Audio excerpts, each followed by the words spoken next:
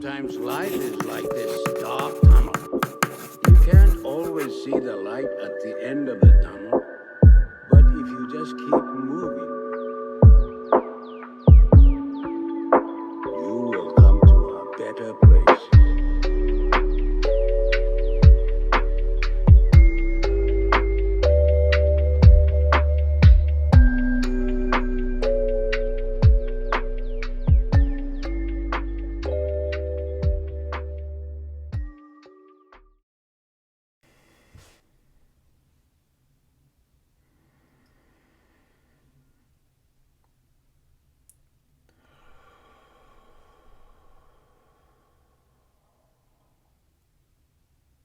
Hey, I'm Dave, and this is my podcast, One Day Closer. Dave is one day closer. I am one day closer to that big, inevitable mystery that is death. And I'm also one day closer to whatever it is that I'm putting my energy into. And I'm tired. It's been a long day. It's been a long couple days. It's been a long week, long couple months. It's been a long life. And I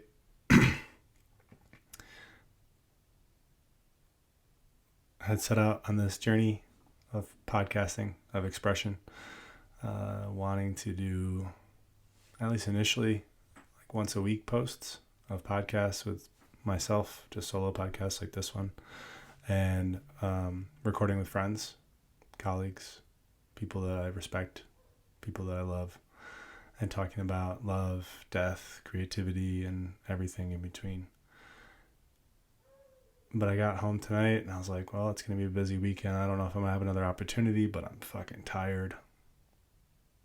I don't have that much juice to sit down and do something creative. But I found out earlier today that a friend of so many of my friends died recently, a day or two ago. I didn't know him very well, but he had been in Asheville for a little while, and all of my brief interactions with him were really sweet. He was an artist and had been struggling with his own darkness, his own demons for a long time, from what I know, and recently left Asheville and moved back home. Not exactly sure what the details are of how he died, but he's a young person who left this earthly realm and entered into the mystery. And it's not my place to talk about his life or what he was dealing with. I don't know. But I know that I've dealt with a lot of darkness in my life. And if it wasn't for my dog, my family and my friends, and people being willing to support me when I've had a hard time, when I've been in a dark place, I don't think that I would be here. I don't think if my dog had been alongside me in that time to get me up off the couch and go for a walk, I don't think that I would be here now. I would not have persevered, kept moving through the darkness. And that's my own personal journey. But the energy that was moving in me to sit down and set up my camera and set up the mic and figure out this energy that wants to move, the energy that wants to be spoken, is that of we are not promised tomorrow. I don't know what awaits us.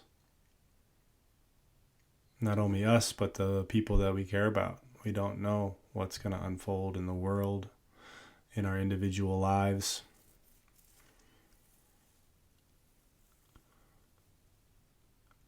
And that's scary, that unknown of what's to come. And it's also a motivator for me to really pour my energy that I do have into cultivating the things that are important to me, cultivating the friendship. It motivates me to reach out to loved ones and tell them that I love them. And if someone is having a hard time, offering support. In this case, I was not close to this person, so I wasn't even aware of what was going on for him. But if you're watching this and you are struggling, you're having a hard time, you are in a cave or in a dark forest or in your bedroom or just inside your mind, and you happen to be watching this or listening to this and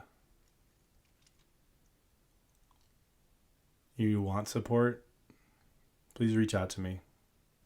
I would be happy to sit and hear some of what's going on for you. I'm a great listener. And if not me, I encourage you to reach out to someone that you know in your life that has expressed a desire to hear you.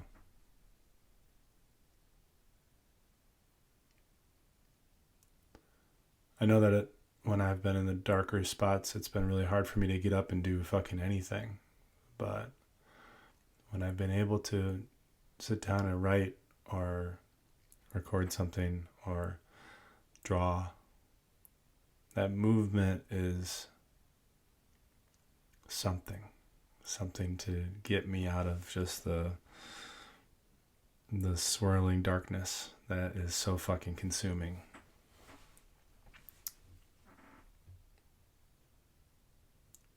And I know that's easier to say on the outside of that.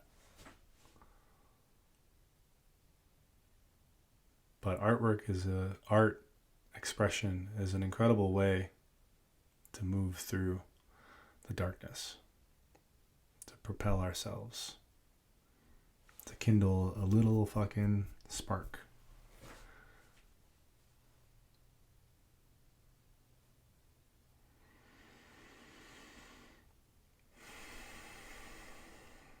This world feels so dark at times.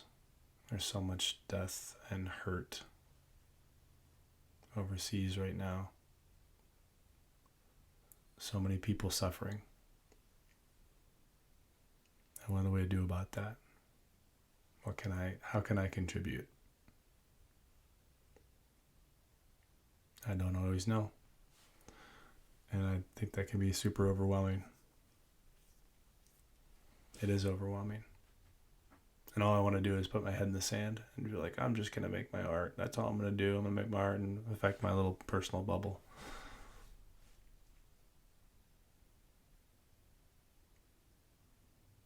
But that's easier when my personal bubble, my little world that I've created here in Western North Carolina, is not being affected by genocide or starvation or forces of oppression.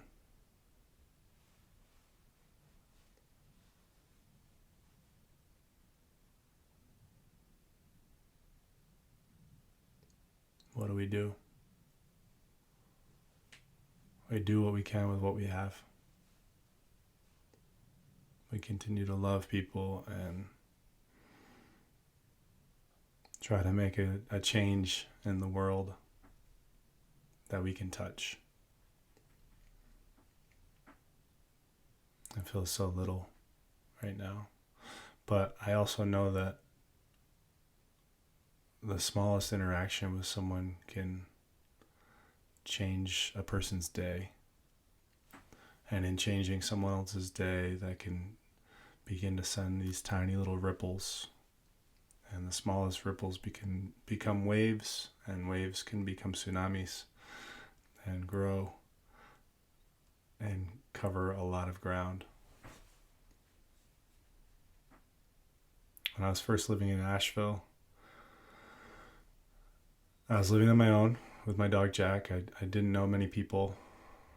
I think I had gotten a job at Trader Joe's, and I was trying to find my way artistically, figure out what I could do to express myself and make artwork a sustainable thing, which I know is so challenging. It's so daunting to just be able to make art all day and do that and just do the thing that I love and be able to sustain a lifestyle. It's a challenge. It's not an easy thing to do. Just living is not an easy thing to do. This life is not an easy thing to do.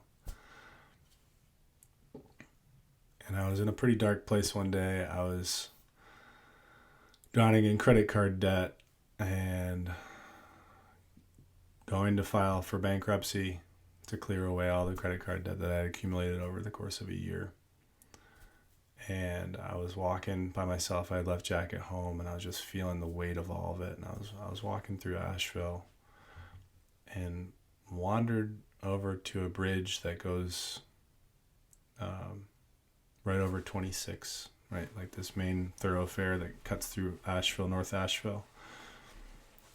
And I can't say that I was feeling suicidal. I wasn't contemplating jumping off the bridge, but something in me decided to sit down on the bridge, like get up on the guardrail, not all the way up to the top, but like legs through one of the lower one and sit there with my arms on top of the guardrail. And I just watched the traffic, and I was just sitting there thinking about life and contemplating all these people flying by in their cars underneath, zoom, zoom, zoom, just going about their days, picking up their kids from school or going to work, or maybe going through a breakup or caring for a dying parent. And I sat there for a while. I think I had some earbuds that I was listening to music. And after a short time, I heard someone yelling, and I turned to look, and there was this person running across the bridge towards me. This beautiful human wearing a dress. And they came up to me, and they're like, "Hey, are you okay?" And they came kind of tentatively, and I'm like, "Yeah, I'm okay." And they're like, "Okay, well, I saw you. I was driving underneath the bridge, and I saw you up there. And I had to turn around and come and make sure you were okay." And they had gone to the next exit and turned around and driven back and gotten off an exit and parked their car and ran over to me to make sure I was okay.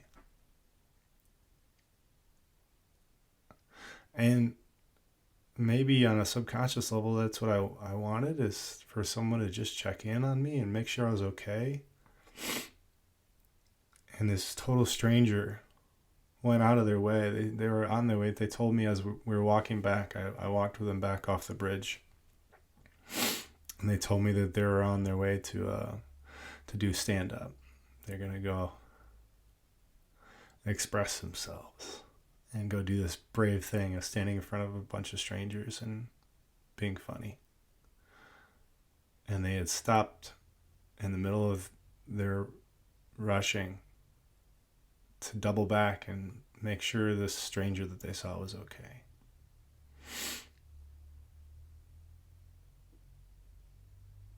Life is hard. And we're in it together, even if it doesn't feel like it all the time. So I guess all that's to say that I don't know what you are going through, but I know that you make a difference in this world. And the smallest act of kindness or of authenticity or connection can change someone's day and maybe their life.